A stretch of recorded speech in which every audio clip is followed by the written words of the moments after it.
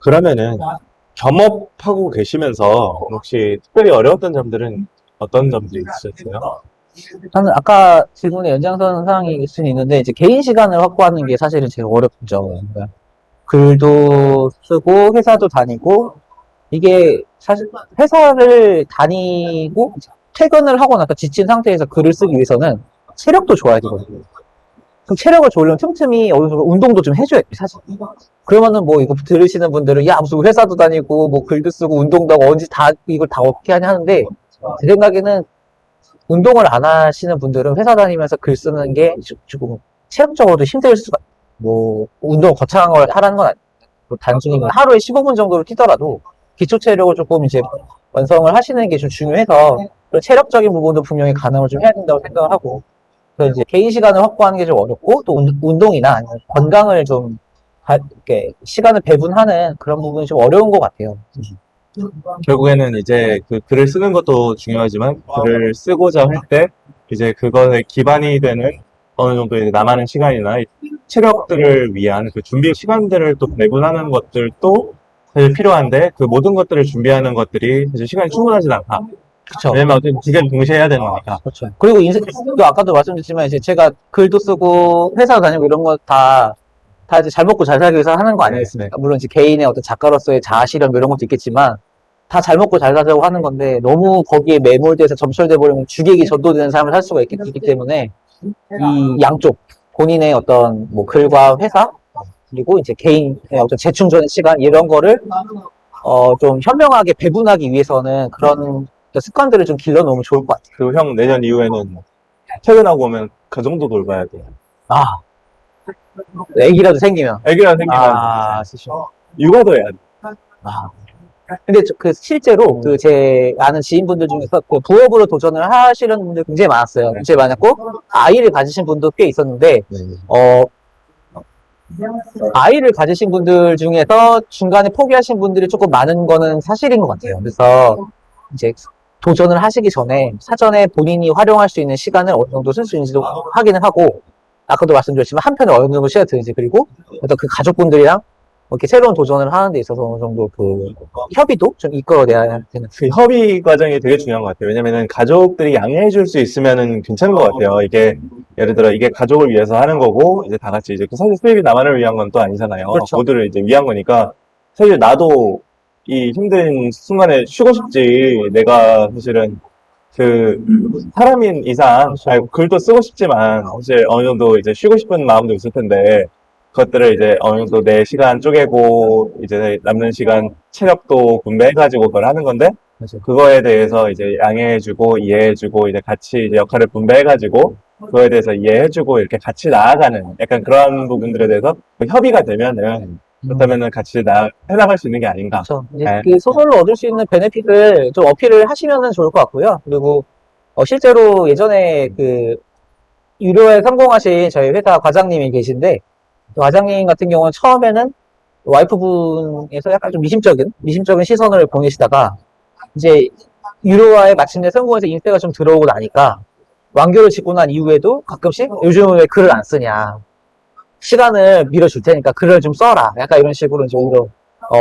한번 이제 그 자본의 한번 맛을 보신 이후로는 또 적극적으로 밀어주기도 하고, 뭐 그런 사례도 있었던 것 같아요.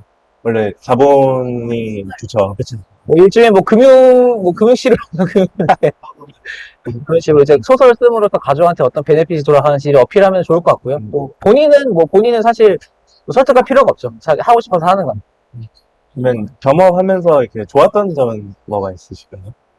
일단 뭐 아까도 말씀드렸지만 이게 그 가장 메리트 있는 거는 역시 그 소득적인 부분인 것 같아요. 이게 한 달에 예를 들어서 뭐 인세를 한 달에 50만 원에서 100만 원 정도, 뭐 이게 뭐 엄청 큰 돈이냐 뭐 하실 수도 있겠지만, 그 정도만 해도 1년이면은 뭐 한 600에서 한 1000만 원 가량 늘어나는 건데, 이제 사실은 그 정도면은 현재 회사에서 일하는 직급 대비해서 뭐 한 단계 내지는 두 단계 승진을 하는 효과나 마찬가지거든요. 그리고 이제 그런 부분에 있어서 같이 회사를 다닌 사람들보다 조금 더 나은 이제 환경을 맞이할 수가 있고, 또 직장인 같은 경우는 이제 소득의 천장이 있잖아요. 그런 천장이 있고, 내가 아무리 뭐 CEO가 되거나 임원이 되지 않은 이상 연봉은 한계가 있는데, CEO나 임원도 한게 있잖아요. 있죠. 있죠. 뭐 어차피 산정된 급여를 그죠. 받는 거죠. 근데 웹소설 같은 경우는 이제 그 포텐셜이 굉장히 크고, 벌어들일 수 있는 소득이 거의 무한정이기 때문에, 천장이 없기 때문에, 그런 부분이 정말 좋은 어떤 기대감을 가지게 하는 것 같고, 요즘에 뭐 기준금리가 오르고 뭐 하면서 뭐 주식이 좋냐, 예금이 좋냐, 뭐 이런 얘기 하잖아요. 예금이 뭐 원금 보장도 되는데 뭐 요즘에 5% 준다고 이렇게 얘기를 하는데, 사실은 그런 의미로 보면, 직장은 어떻게 보면은 예금 같은 거죠. 예금 같은 거고, 웹소설은 뭐 주식이나 뭐 코인 뭐 이런 거라고 볼 수가 있는데, 그런 두 가지를 양손에 모두 쥘 수 있는 활동이 경업 활동인 것 같아서, 안정성과 포텐셜 두 가지를 다 두 마리 토끼를 잡을 수 있는 활동이라고 생각이 들어요. 저는 형처럼 하는 경험은 되게 대단한 것 같아요. 저도 사실은 경험으로 GP를 해보고 싶은 사람이었거든요. 근데 못하겠더라고요. 저는 체력이 이러면은 저는 그래가지고 제가 일을 너무 열심히 하셔서 그런 거 아니에요? 전력 투구하셔서. 제가 작년 1월 1일 시작하면서 목표가 GP를 해야지 했다가 아, 작년 한 해 동안 15화 쓰고 아, 떨어졌고 올해 1월 1일 목표가 또 올해도 GP를 해야지 했다가 지금 올해 지금은 그래도 조금 쓰고 있습니다. 올해는 조만간 근데 좀 다른 게 이제 뭐 대표님하고 회사의 직원이랑 어떻게 무슨 그 소리예요. 포지션이 같을 수가 있겠어요.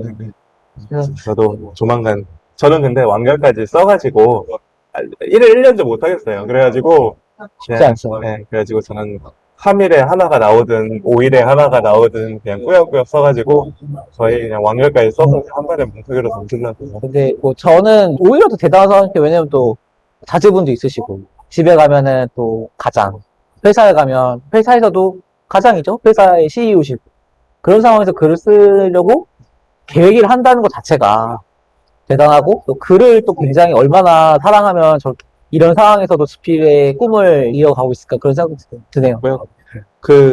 사실 본론으로 돌아와서 인터뷰할 때 이제 직장 생활 하시는 분들 중에서 이런 사람에게는 겸업으로도 집필을 권하겠다 하는 사람이 있으면 혹시 우선은 겸업을 추천한다. 웹소설을 추천한다. 조금 다른 것 같아요. 약간 성질이 다른 것 같은데. 그래서 겸업을 추천하는 분들은 저 같은 사람이었으면 좋겠어요. 현재의 소득에 뭔가 약간 만족하지 못하는? 아니면은 이제 뭐, 약간 조금 더, 더 나아가고 싶은 그렇죠. 욕심이 자기발의 욕구가 있다거나 아니면은 순수하게 좀 돈을 못 벌더라도 일단은 글을 쓰는 것 자체에 대해서 취미를 가지고 싶다. 예. 도전 정신. 왜냐면은 동기부여가 없이는 매일 연재를 하기가 힘든 것 같아요. 내가 이거를 왜 써야 되고, 이걸 썼음으로 해서 어떠한 변화를 이끌 것이고, 어떤 변화를 갈망하는지, 그거를 이제 먼저, 확실히 인지를 한 다음에 진행을 해야지. 안 그러면은 좀 중도 포기되는 확률이 좀 높다고 생각을 하고요. 그, 현재의 자신이 좀 더 불만족스러우신 분들이, 아니면 좀 더 나은 삶을 원한다. 이런 필요성을 간절히 원하시는 분들이 더 잘 하시게 되지 않을까 그런 생각이 들고요. 웹소설을 추천하는 거는 이제 기본적으로 뭐 소설 읽는 걸 일단 좋아해야 된다고 생각하고 네. 소설이 아니더라도 뭐 네. 드라마나 웹툰, 뭐 애니메이션 이런 거를 어떤 콘텐츠를 좀 잘 몰입하고 즐기실 수 있는 분들이 그런 즐거움을 쓸 때 표현을 해낼 수 있다고 생각을 해요. 그래서 뭐 기본적으로 그런 문화를 좀 즐기실 수 있는 분이었으면 좋겠고 웹소설은 뭐 이거는 제 개인적인 생각이지만 이 수학 문제처럼 나름대로의 공식이 다 포함되어 있다고 생각을 하거든요. 뭐 여러 가지 클리셰도 있을 거고 주인공이 이러면 안 되는 어떤 공식 같은 것도 좀 있을 텐데 그런 그 공식을 글로 풀어내는 과정이 이제 웹소설이라고 생각을 해서 그러니까 응용력이 있으면 좀 좋다. 응용력이 있으면 좋다고 생각을 하고 뭐니 해도 제일 중요한 거는 이제 그 일단은 해보자, 뭐라도 써보자라는 마인드가 제일 중요한 것 같아요. 이게 저는 앞서 얘기했지만 예전에 같이 일했던 과장님이 이제 문피아 통해서 유료화 연재에 성공하고 출간을 한 그 모든 과정을 지켜봤는데 맨 처음 그 습작을 봤을 때는 정말 뭐든 하면 된다라는 생각을 가지고 있던 저조차도 이 과장님이 정말 힘들지 않을까. 이거는 정말 이 신념을 꺾어야 되지 않나라는 생각이 들 정도로 문장 표현, 글의 전개 정말 정말 안 좋았어. 안 좋았는데, 몇 개월 정도 꾸준히 그걸 하다 보니까 좋아지는 게 눈에 띄게 보이고, 이게 정말 처음에 어떤 작품, 어떤 습작이 나오는 건 정말 중요하지가 않구나. 하다 보면은 수학 문제 풀듯이 연습 문제를 계속 풀고 공식을 대입하다 보면은 그런 특탕들이 나오고, 나중에는 유리와 연재에 성공을 하게 된 거라는 거를 제가 직접 지켜봤기 때문에, 일단은 책상에 앉아서 뭐라도 써보는 거를 해보자라는 마인드를 가지고 계신 분들한테 가장 추천하고 싶어요. 그러면 이런 사람은 웹소설 작가와 잘 어울리지 않는다. 너무 광범위하게 잡으면은 안 될 것 같아요. 이 동영상의 취지가 있기 때문에. 동행의 취지가 있는데 네. 오히려 취지가 있기 때문에 네. 사실은 이게 격려도 중요하지만 어떻게 보자면은 저는 어떻게 보자면 웹소설 쪽에 대해서 이제 말씀을 드릴 때 이런 분들은 이제 조심하셔야 된다라고 이제 말씀을 드리는 것 중에 하나가 일단 내가 하고 싶은 것만 말하고 싶으신 분들이나 그러니까 예를 들어 사실은 이제 웹소설 시장 같은 경우는 독자들이 읽고 싶은 글에 이제 집중을 해나가도록 이제 내가 하고 싶은 거를 이 시장에 맞춰 나가는 그 과정이 필요한데 그렇죠.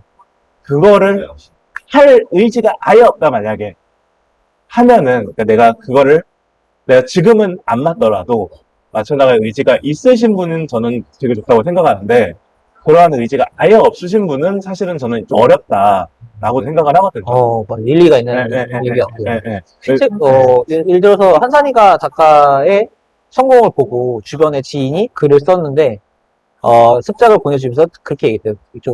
너무 좀 웹소설과 맞지 않아서 좀 회초리를 들었더니, 본인은 이제 소나기 같은 작품을 만들고 싶다. 근데, 황수원 작가님. 그렇죠.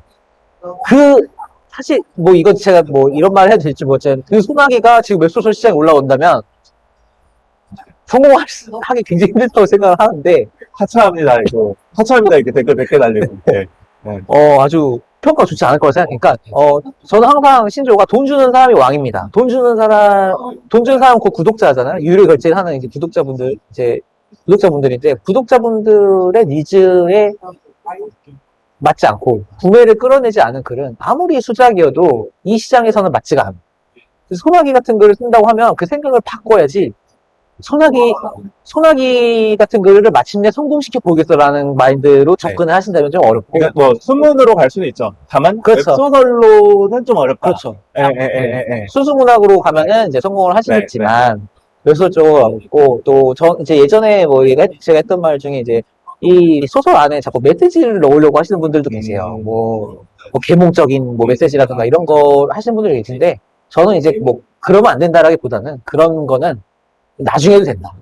상업 작가로서 성공을 한 이후에 그 다음에 시도를 해도 늦지 않고 지금은 어떻게 글을 써야 이 독자들한테 이제 사랑을 받을 수 있는지 그런 거를 이제 독자들 니즈에 맞는 글을 쓰는 게 좀 중요하다고 생각을 하고 중요한 포인트인 것 같습니다. 네. 그래서 아까도 말씀드렸지만 이제 나는 안 돼. 내가 어떻게 글을 써. 이렇게 생각하시는 분들 같은 경우는 좀 어려운 것 같아요. 하면은 어떻게든 늘게 돼 있기 때문에 그래서 지를 포기하시는 그런 부분만 좀 없으면은 도전할 수 있지 않을까 생각합니다. 이렇게 얘기는 했지만 저는 사실 주변에 있는 모든 분들께는 다 써보라고 권유하는 편이에요. 그쵸. 저는 주변에 있는 모든 사람들에게 일단 다 써보라고. 왜냐면은 저도 저 포함해서 주변에 많은 이제 웹소설 작가님들이 웹소설 작가가 되겠어라고 도전해서 웹소설 작가가 된 게 아니라 웹소설 작가가 될 거라고 생각을 못 하면서 쓰기 시작했다면 써보다 보니까 웹소설 작가가 된 케이스들을 너무 많이 봤거든요. 그러다 보니까 이제